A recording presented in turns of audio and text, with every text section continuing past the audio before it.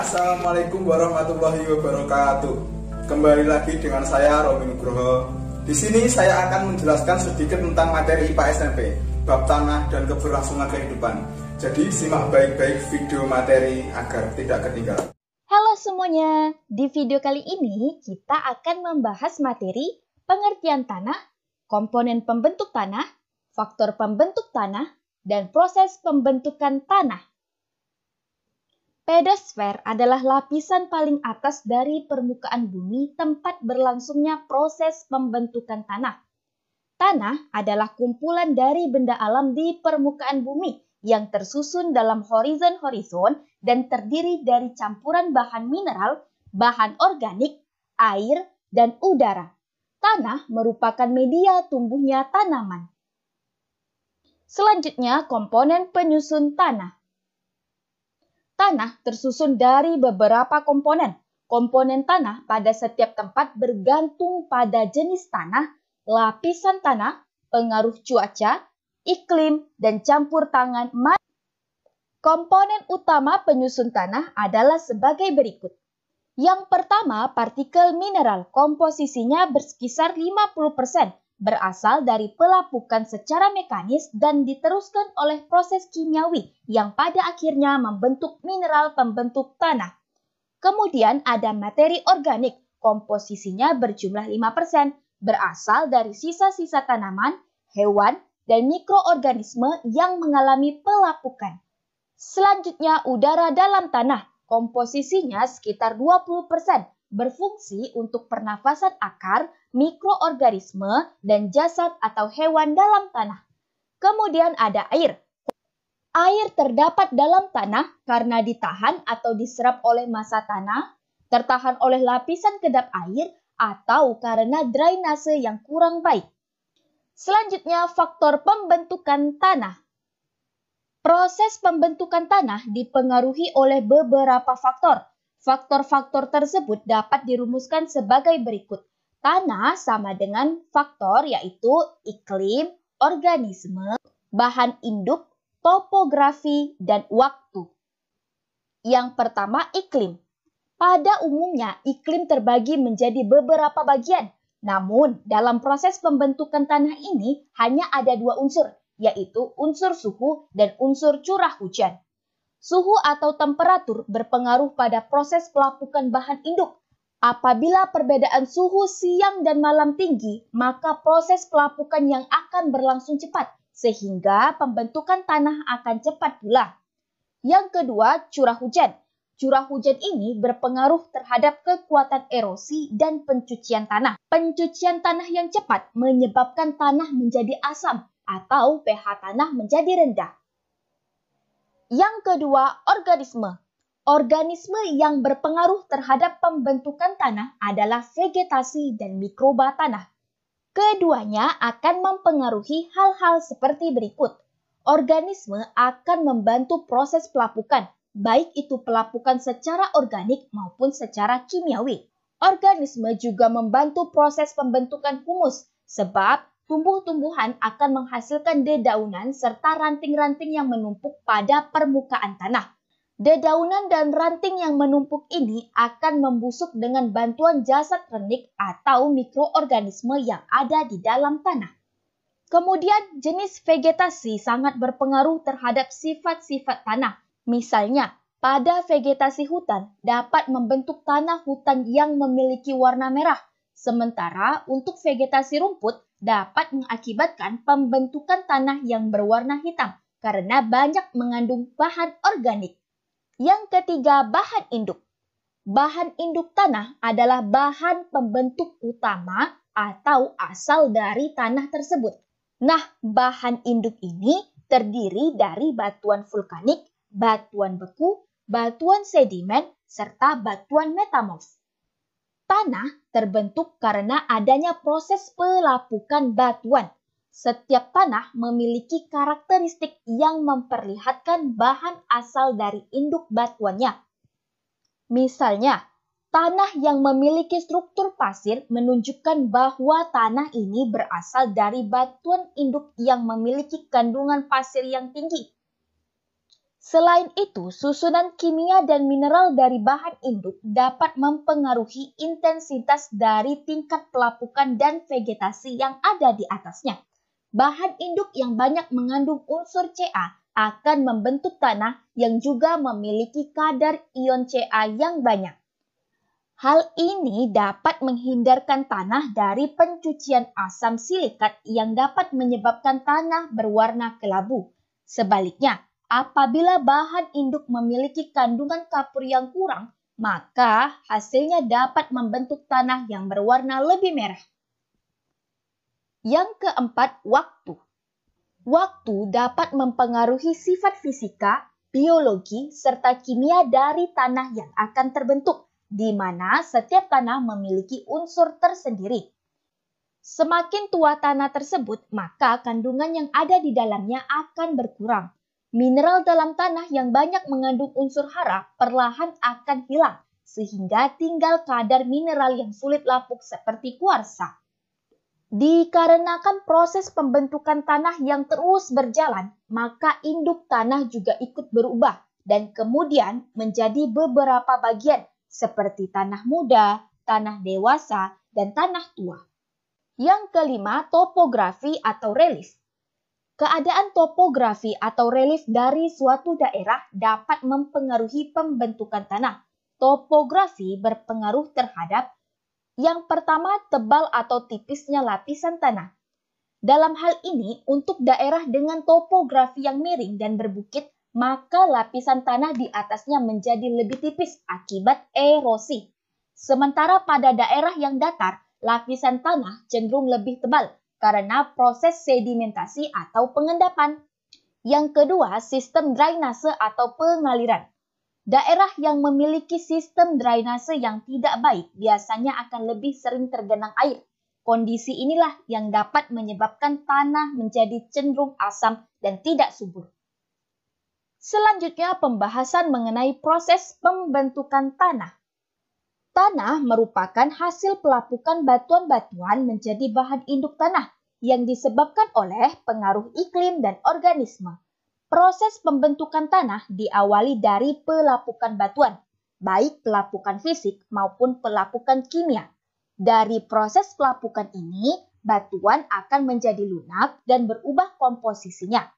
Pada tahap ini, batuan yang lapuk belum dikatakan sebagai tanah, tetapi sebagai bahan tanah atau regolit, karena masih menunjukkan struktur batuan induk. Proses pelapukan yang berlangsung pada batuan diikuti oleh proses percampuran bahan organik dengan bahan mineral di permukaan tanah, pembentukan struktur, pemindahan bahan-bahan tanah dari bagian atas ke bagian bawah yang menghasilkan horizon tanah. Horizon tanah inilah yang merupakan lapisan-lapisan tanah yang terbentuk karena hasil dari proses pembentukan tanah. Horizon tanah ini akan kita bahas di video selanjutnya. وَالْبَلَدُ الطَّيِّبُ يَخْرُجُ نَبَاتُهُ بِإِذْنِ رَبِّهِ وَالَّذِي خَبُثَ لَا يَخْرُجُ إِلَّا نَكِدًا كَذَلِكَ نُصَرِّفُ الْآيَاتِ لِقَوْمٍ يَشْكُرُونَ. Dan tanah yang baik tanaman-tanamannya tumbuh subur dengan izin Tuhan, dan tanah yang buruk tanaman-tanamannya yang tumbuh merana. Demikianlah kami menjelaskan berulang-ulang tanda-tanda kebesaran kami bagi orang-orang yang bersyukur. Tahukah teman-teman gambar apakah ini? Ya benar, gambar membajak sawah.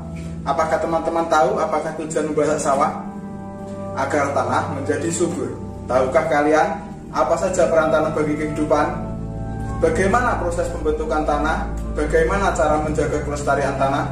Untuk mengetahui itu semua, simak video saya dengan baik.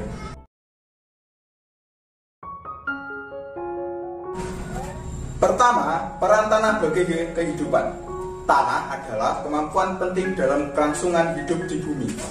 Misalnya, tumbuhan. Tumbuhan membutuhkan unsur hara dan nutrisi dalam tanah berupa mineral dan air. Selanjutnya, tanaman polong-polongan dan kacang-kacangan. membutuhkan bakteri dalam tanah untuk membantu akar menyerap dan mengolah zat hara.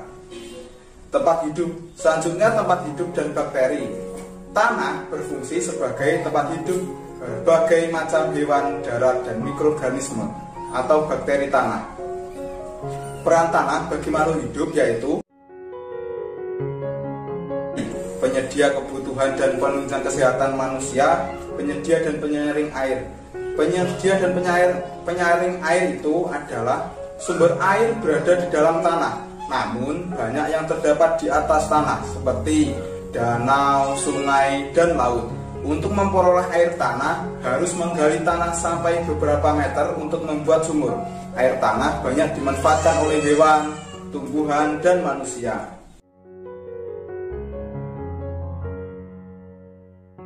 Yang kedua adalah peran organisme tanah. Organisme tanah berada pada lapisan tanah bagian atas, kurang lebih 10 cm di bawah permukaan tanah.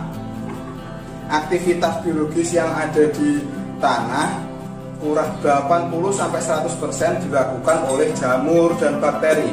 Hasil dari aktivitas biologis yang dilakukan oleh hewan, jamur, dan mikroorganisme dapat mempengaruhi kesuburan tekstur tanah dan kegemburan tanah. Organisme yang berperan di sini adalah cacing. Cacing di sini sebagai dekomposer, yaitu organisme tanah melakukan dekomposisi atau penguraian bahan-bahan organik yang berasal dari sisa makhluk hidup, misalnya daun.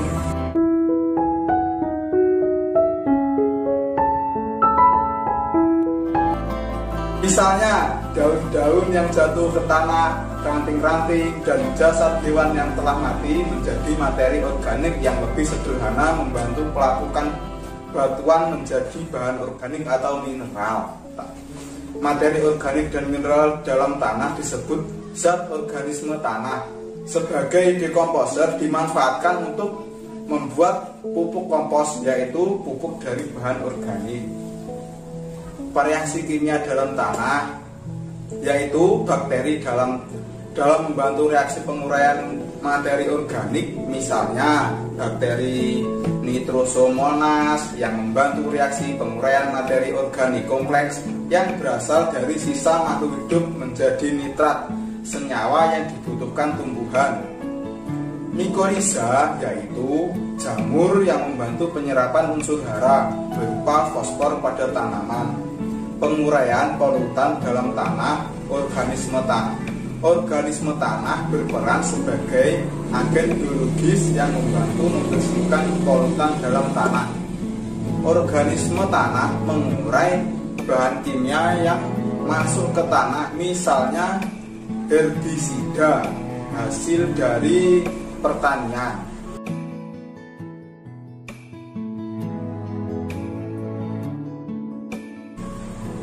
Berdasarkan teksturnya, tanah dapat digolongkan menjadi beberapa jenis.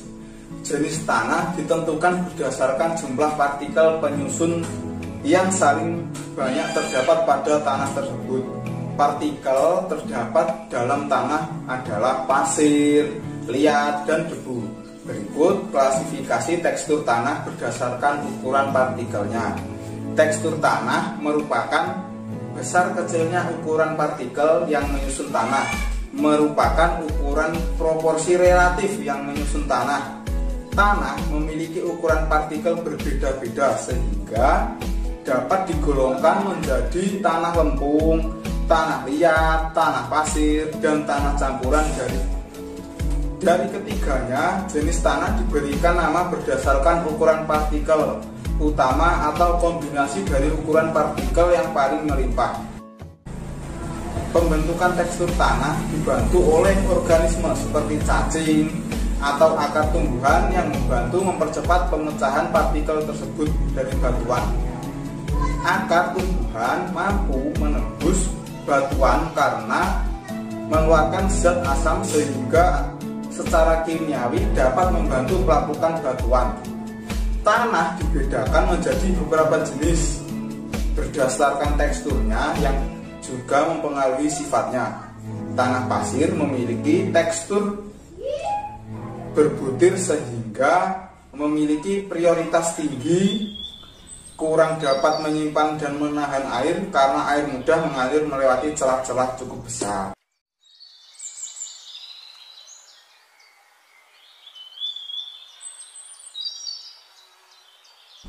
Proses pembentukan tanah. Tanah merupakan campuran dari batuan yang telah laku, penguraian bahan organik, mineral, air, dan udara. Tanah terbentuk karena pelapukan fisika, kimia, dan biologi. Faktor fisika yang mempengaruhi pelapukan yaitu iklim, sinar matahari, curah hujan yang mempengaruhi suhu bumi sehingga mempersepatan pelapukan batu. Pelapukan biologis di sini dibantu oleh mikroorganisme tanah dan tumbuhan.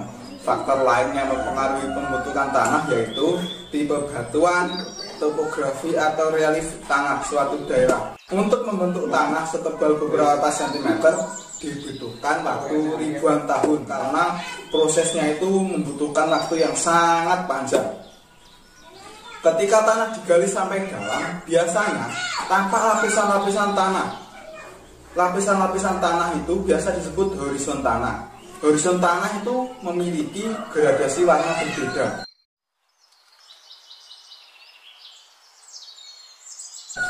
Selanjutnya adalah erosi. Ya benar, erosi bukan emosi. Erosi adalah perpindahan sebagai lapisan tanah. Merupakan bencana alam yang disebabkan oleh ulah manusia. Terjadinya erosi itu akibat derasnya arus air yang melewati kawasan bertanah dan mengikis lapisan tanah teratas yang subur serta banyak dihuni organisme tanah, sehingga yang tersisa adalah tanah-tanah yang kurang subur dan kualitas tanah yang jelek atau kurang baik.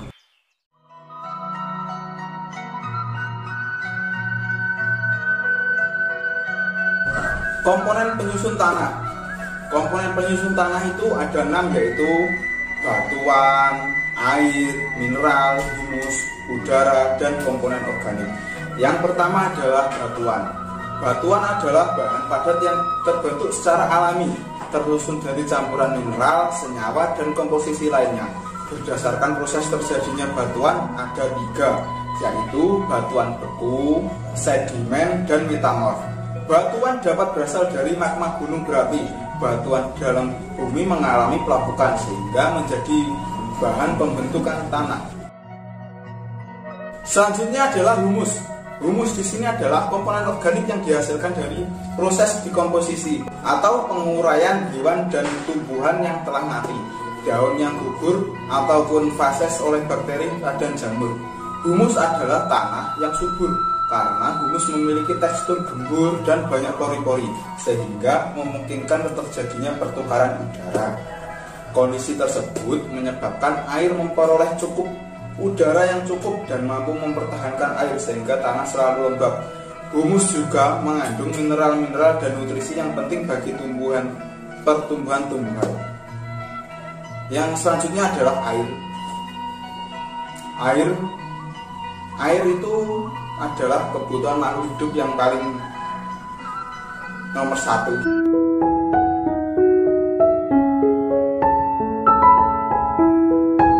Makhluk hidup yang hidup di tanah butuh tanah yang lembab. Kelembapan tanah itu disebabkan oleh keberadaan air dalam tanah. Tumbuhan juga membutuhkan air. Air diserap oleh tumbuhan setelah menembus tanah dan mencapai akar. Yang selanjutnya adalah mineral. Mineral di sini berasal dari ion positif dalam tanah, yaitu kalium, kalsium, magnesium, dan ion negatifnya yaitu nitrat, fosfat, sulfat yang merupakan nutrisi bagi tumbuhan.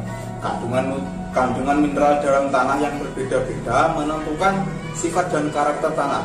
Namun, tidak semua tanah sesuai untuk bercocok tanam.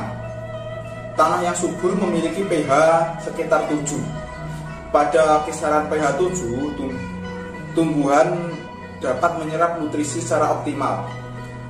Warna tanah berkaitan dengan tingkat kesuburan tanah. Semakin gelap warna tanah, kekandungan bahan organiknya semakin tinggi. Warna gelap tanah menyerap panas lebih cepat dibandingkan warna terang. Yang terakhir adalah komponen organik. Komponen organik ini merupakan tempat hidup dari beberapa makhluk hidup, mulai dari bakteri, jamur, alga, serangga, dan cacing tanah. Organisme tanah tersebut menguraikan bahan-bahan yang berasal dari makhluk hidup sehingga menghasilkan material organik di dalam tanah. Jadi kesimpulan dari semua materi tadi adalah tanah adalah komponen penting dalam kelangsungan hidup di bumi. Yang sangat berperan dalam proses dekomposisi adalah cacing. Tanah terbentuk karena adanya pelapukan. Pelapukan di sini ada 3 faktor, yaitu faktor fisika, biologi, dan kimia. Faktor fisika yang mempengaruhi pelapukan tanah yaitu iklim, sinar matahari, curah hujan.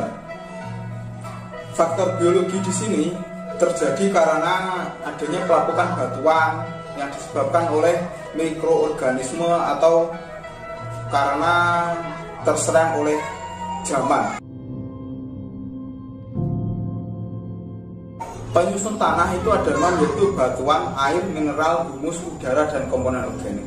Sekian penjelasan singkat dari saya, ada kurang dan lebihnya saya mohon maaf yang sebesar-besarnya. Wassalamualaikum warahmatullahi wabarakatuh.